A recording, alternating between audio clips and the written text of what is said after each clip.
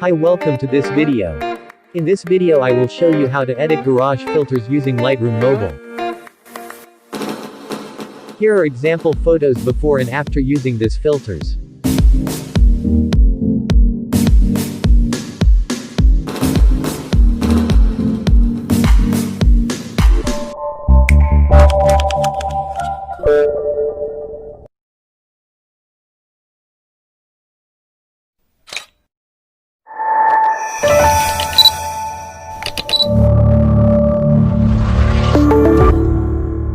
The preset download link in description.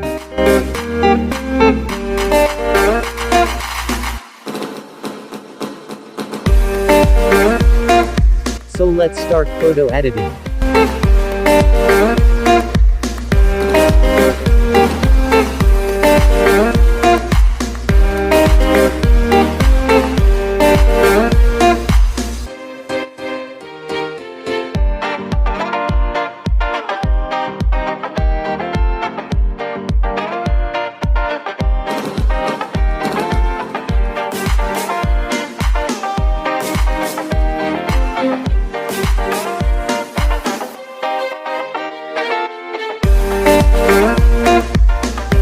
Follow the steps.